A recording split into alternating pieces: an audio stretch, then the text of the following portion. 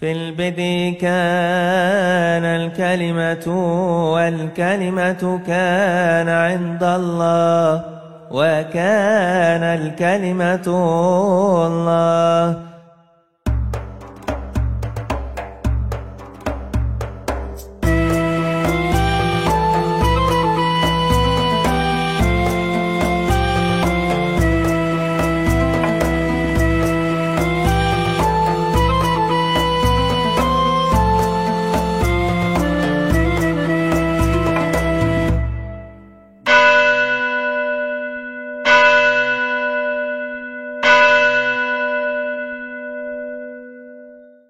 Selamat sore, shalom saudara-saudara. Terima kasih untuk kebersamaan kita. Ketika kita mencoba untuk sama-sama menggumuli bagaimana penginjilan atau evangelisasi secara kontekstual di era yang baru, dan kita akan melihat dalam konteks budaya timur. Dan saudara-saudara,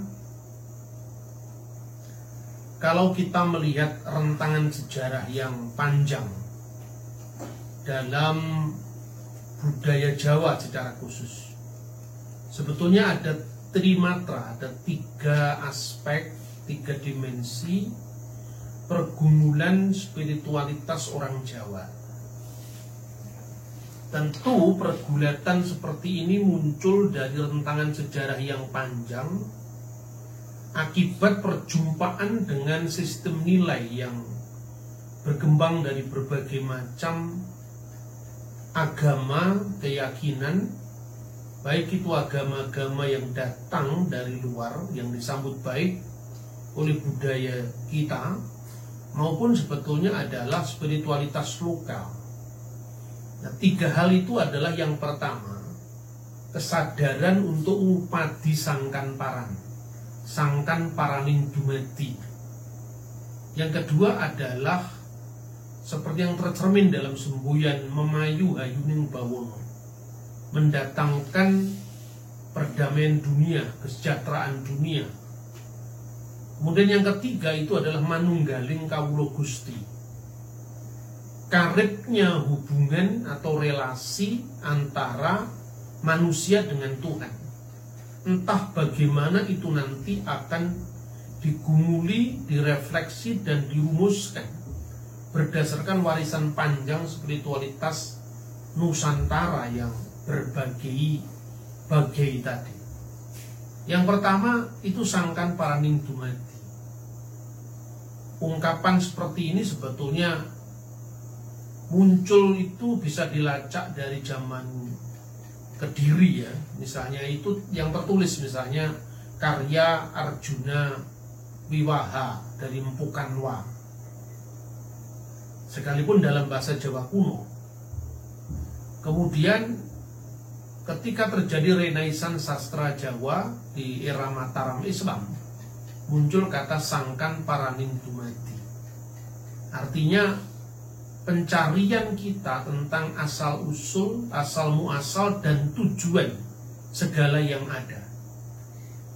Nah, nilai ini nanti ketika zaman Islam berjumpa dengan ungkapan inna lillahi wa inna ilaihi raji'un. Sesungguhnya segala sesuatu itu berasal dari Allah dan kepadanya pula akan kembali. Nah, pada masa pra-Islam, bagaimana kita memahami dan menggumuli tema ini? Misalnya, kita bisa membaca pada Prasasti Balitung, itu dari zaman Mataram kuno, Mataram Hindu, yang angka tahunnya itu 907 Masehi. Nah, di sana ada ungkapan yang menarik yang diwakili oleh tokoh Bimo atau Werkudara atau Bimo Seno ketika masih muda. Ungkapan itu berbunyi sigaligi mawayang buat yang macarita Bima Yakumara. Sigaligi itu nama orang, mawayang memainkan wayang untuk menyembah Yang, menyembah Tuhan. Bercerita tentang Bima ketika masih muda. Jadi rupanya kisah tentang Dewa Ruci, tentang Bima Suci, itu sudah muncul di era awal perjumpaan antara sastra Jawa kuno dengan wiracarita India, yang di zaman Dyah Balitung itu disebut sebagai menjawakan Basya Mata, menerjemahkan karya-karya Begawan Abiyasa. Nah, salah satunya itu adalah tema tentang Bima yang mencari Tirto Suci Perwitosari atau Toyo Wening. Itu sesungguhnya sudah ada jauh sebelum zaman Wali Songo. Pencitraan Bima sebagai seorang muda yang mencari kebenaran itu mungkin khas Jawa, bukan khas India, karena di India Bima itu digambarkan sosok yang kasar, meskipun di Jawa juga kasar, tidak bisa kromo, tetapi sejak mudanya berkat kejujurannya dulu mencari sangkan paran. Itu digambarkan dengan kisah Dewa Ruci di Pasa Majapahit yang dibukukan dalam karya Jawa kuno masa akhir yang dikenal dengan Nawaruci. Kemudian pada era Kristen, kalau kita melihat pencarian Kiai Dasimah di Jawa Timur yang akhirnya dipertemukan dengan Mbah Pulen di Ngoro, itu adalah ngulati Toyo Wening, mencari Tirto Suci tadi, dan dia mendapatkan jawaban itu adalah Sang Kristus, bahwa barang siapa meminum air ini dia tidak haus selama-lamanya. Sekalipun konteksnya itu berbeda-beda, tetapi tentu setiap agama memiliki cara khas, cara pandang yang khas bagaimana budaya atau budaya spiritualitas lebih tepat itu dimaknai secara baru, secara kontekstual. Ketika Bima digambarkan mencari kebenaran di era Hindu, kemudian di era Islam itu diislamkan dengan sosok Syekh Meloyo yang digambarkan sedang naik haji, kemudian bertemu dengan sosok yang disebut sebagai Bagindo Kilir. Dan Bagindo Kilir itu sebetulnya kisah Islam tentang Nabi Kaidir, dan itu dikaitkan dengan Dewa Ruci. Pada masa Kristen itu dipahami sebagai Sang Kristus yang memberikan air yang hidup. Tema yang kedua adalah Memayu Hayuning Bawono.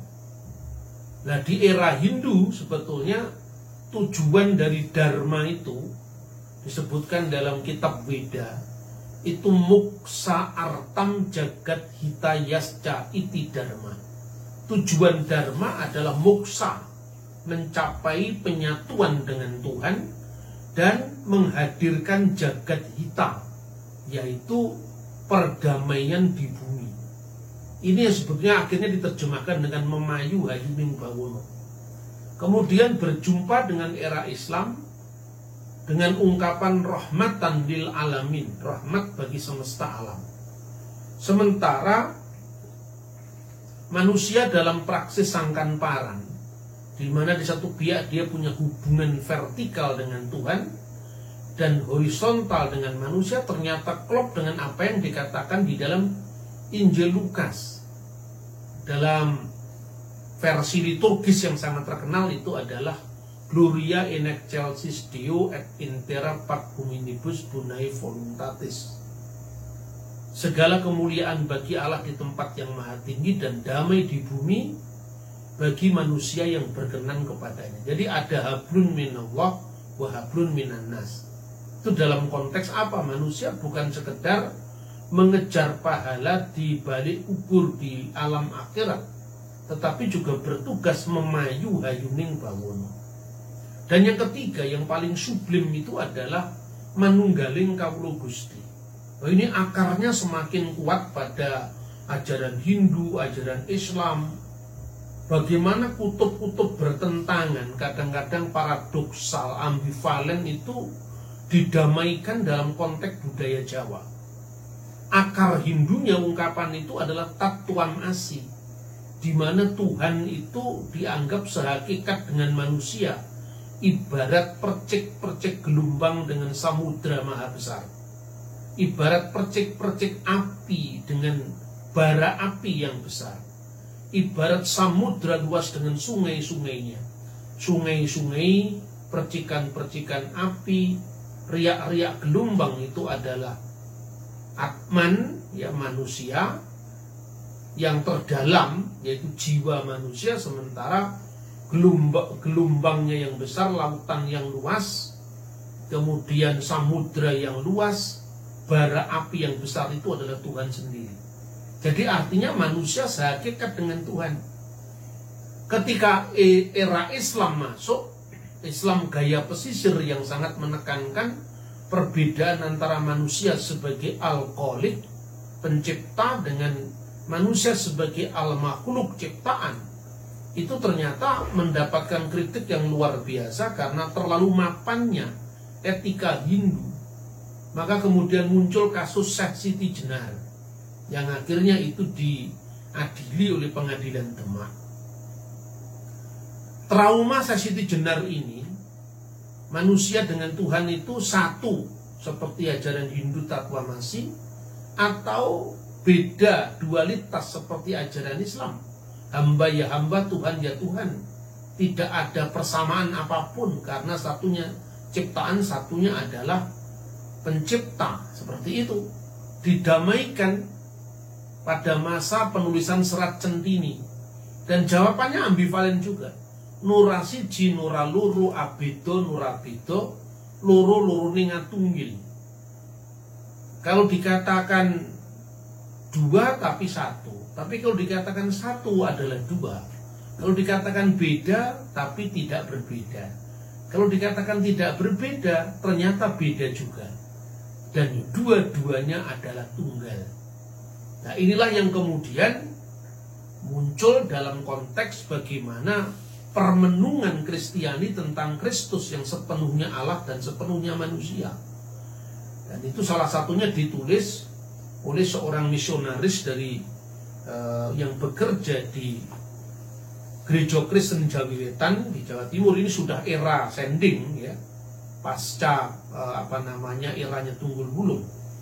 Itu adalah karya dari seorang penginjil Belanda yang bernama B.M. Schoorman dalam bukunya yang berjudul Pambiae Kekeraning Ngawrit.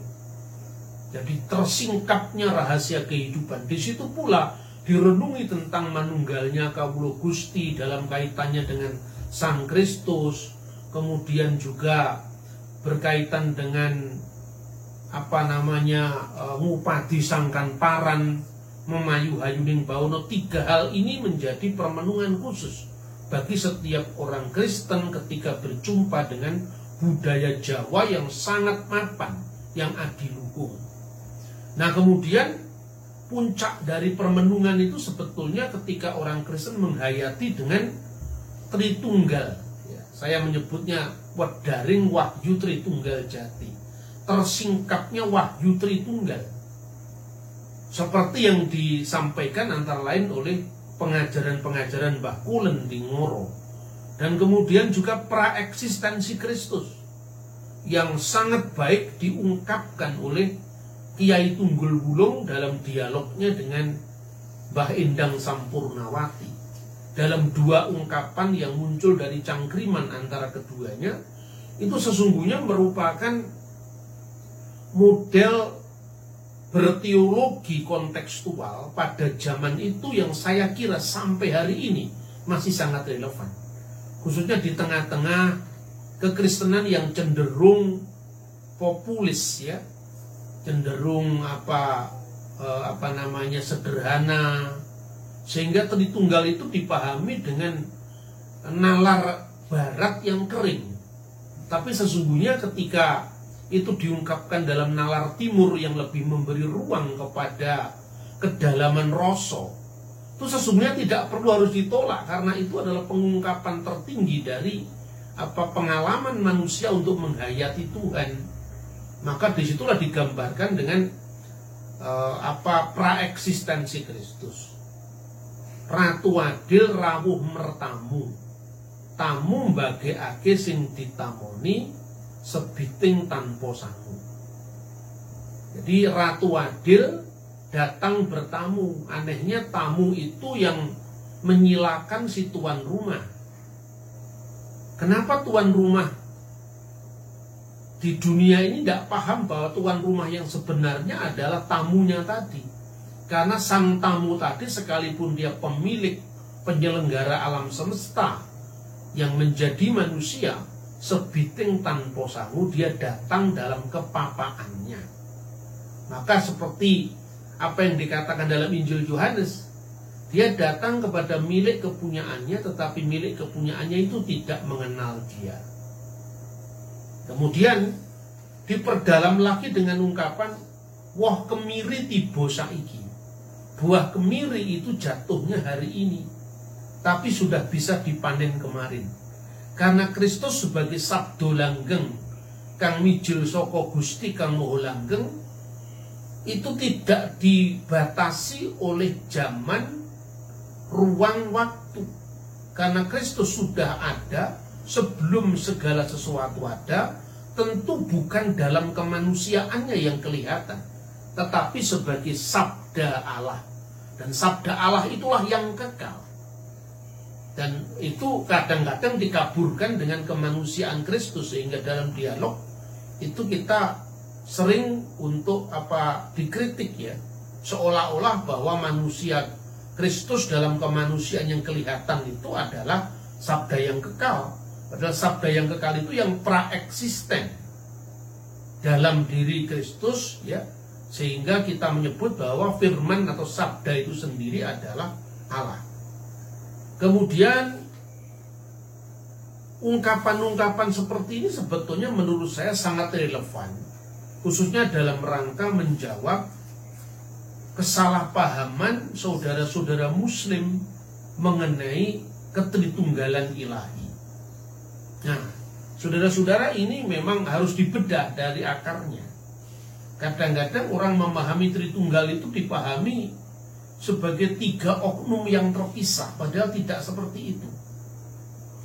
Misalnya kalau kita membaca ya di dalam hadis Nabi, itu digambarkan sebetulnya landasan kenapa orang Kristen itu memberi tempat yang khusus pada Kristus. Itu alasannya sama, karena Kristus itu adalah kalimatullah atau sabda Tuhan, sabdo langgeng. Sekalipun orang Muslim menafsirkan ini berbeda dengan penafsiran Kristiani, tentu itu bukan hal yang aneh, karena memang ya Islam ya bukan Kristen, Kristen bukan Islam. Tetapi sesungguhnya dasar keduanya itu sama-sama mengacu bahwa Kristus itu adalah firman Allah.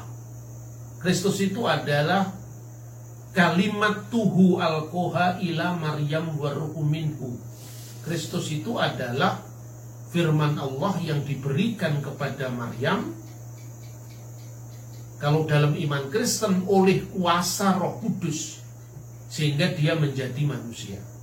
Sekali lagi saya tidak mencoba untuk menafsir teks hadis atau Quran, itu bukan wilayah saya, tapi artinya dengan gelar yang sama Kristus dipahami secara berbeda. Maka siapakah Kristus? Permenungan bahwa dia adalah sabda yang kekal itu telah ditangkap dengan sangat baik di zamannya Kiai Tunggul Wulung. Dan juga kalau dibandingkan dengan era sekarang, di mana banyak spiritualitas Kristen itu mengalami model-model pendangkalan, sesungguhnya menggali kembali pemikiran-pemikiran para founding fathers gereja kita sendiri, itu cukup menarik.